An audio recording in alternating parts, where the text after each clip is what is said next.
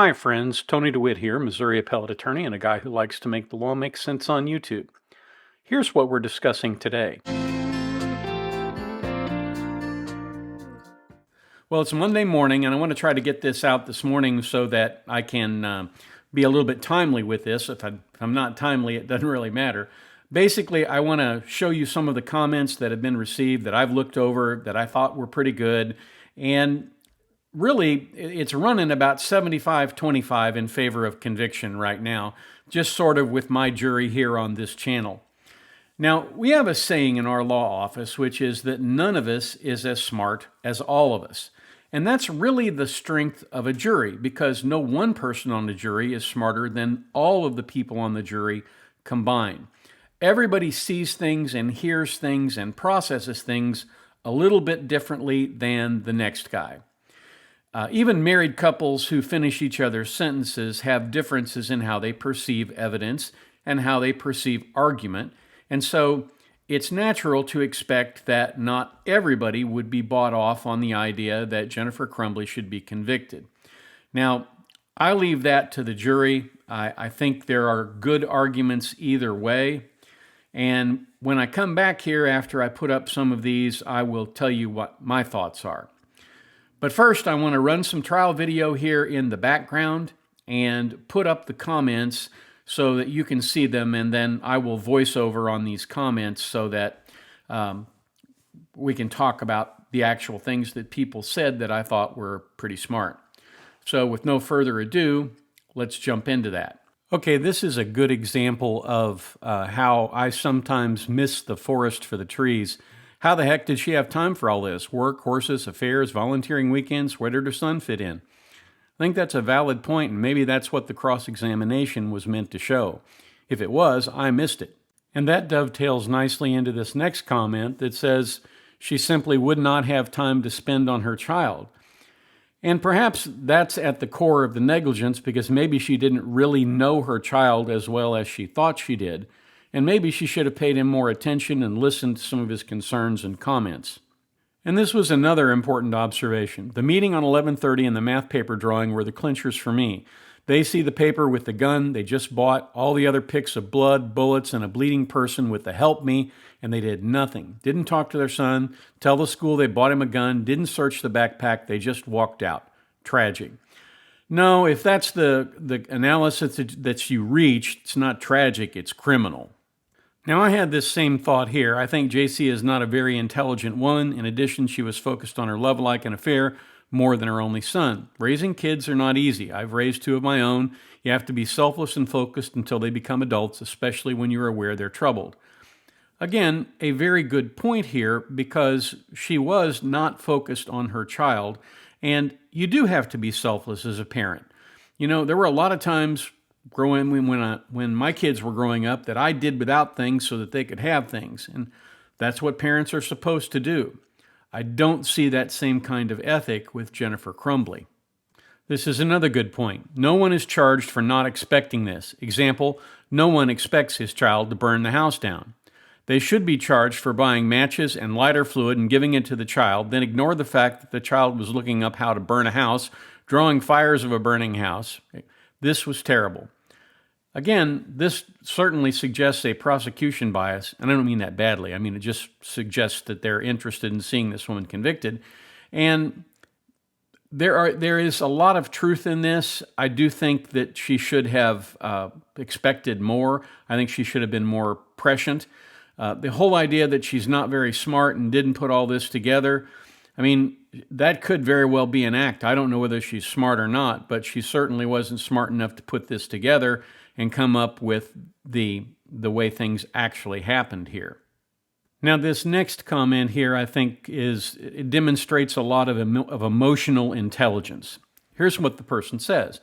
Mother doesn't show any warmth in any interactions with her son or when discussing him. I've known people who show more warmth and care for their pets. She was more concerned about her life and her horses than her son. A teenage boy with visible and verbal signs of depression, and she had little concern after him asking for help. She doesn't even take him to the family doctor. They take him out to buy a gun to cheer him up.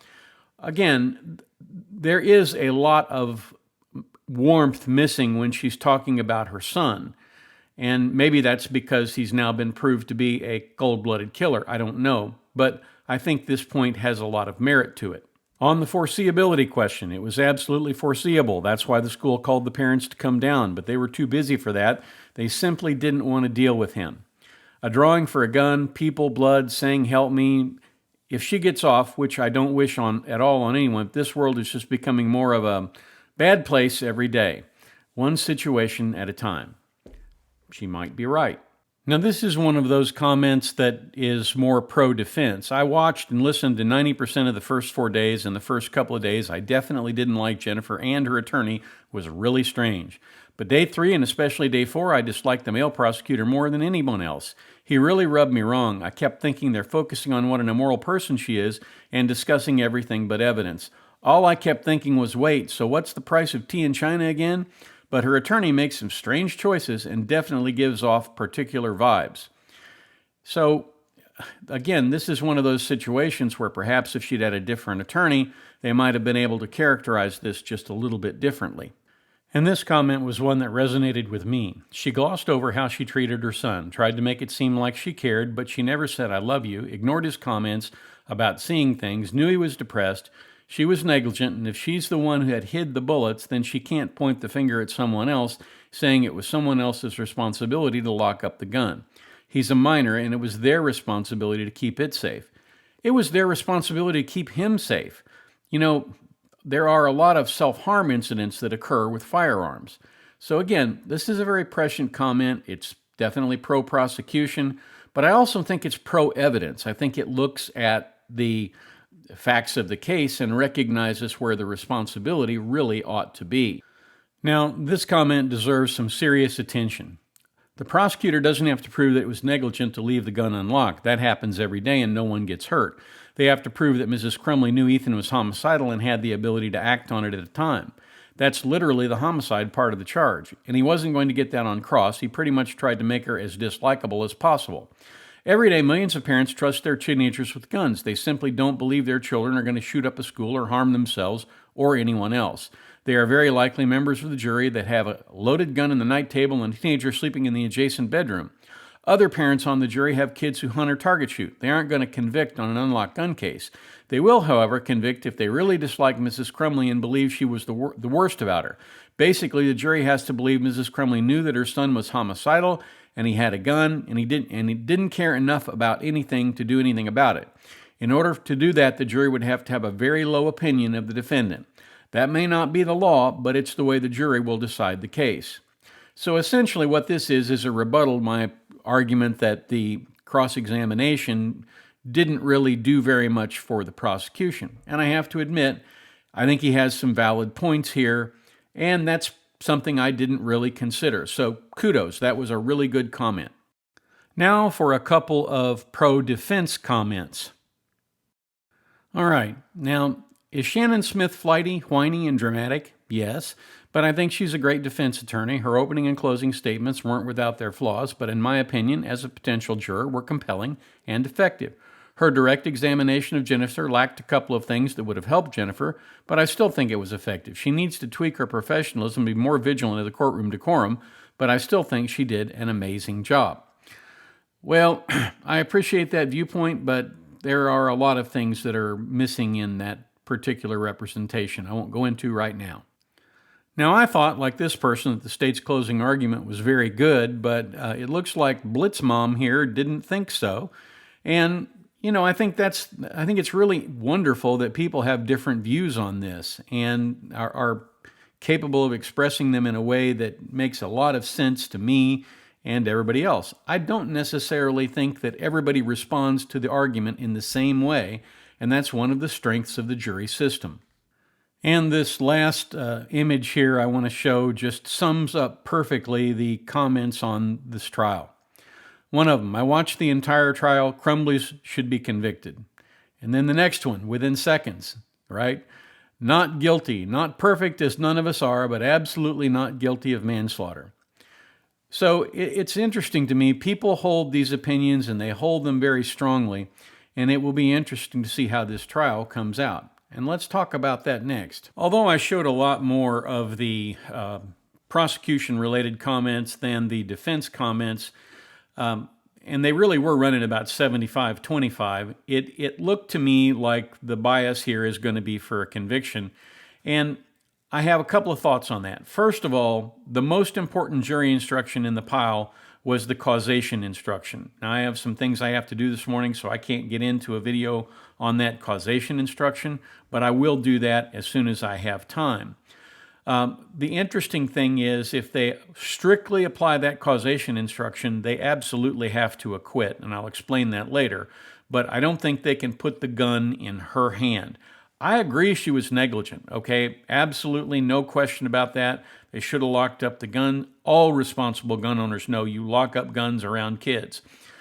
If my grandchildren are coming to my house for any reason, first thing I do is make sure that every one of the gun safes is locked up, because that's important.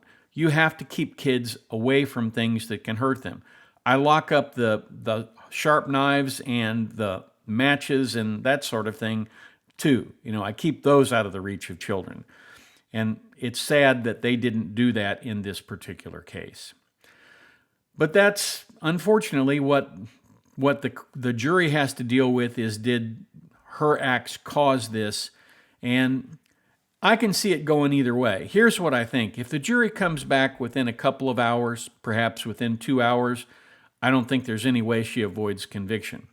But if it goes more than 8 hours, particularly if it goes more than 10 hours, then I would suggest that the likelihood of a hung jury is fairly strong, that there will be holdouts who say, look, you buy your kid a skateboard and he's rolling down the sidewalk on his skateboard, and the one time you're not watching him, he doesn't put his helmet on and he suffers a brain injury and dies. Should you be guilty of manslaughter? And I think that's really the only argument here that would have worked. Of course, it really wasn't made, or at least not made that starkly. So that's my take on things. I think there's probably about a 75% chance that she's going to be convicted. That's what I have for you this morning. Thank you so much for watching. I got to get this out on YouTube. Again, apologize if there's anything that I glitched or missed on here, but I appreciate you watching. Do something nice for somebody today, and catch me back here at the beach again next time.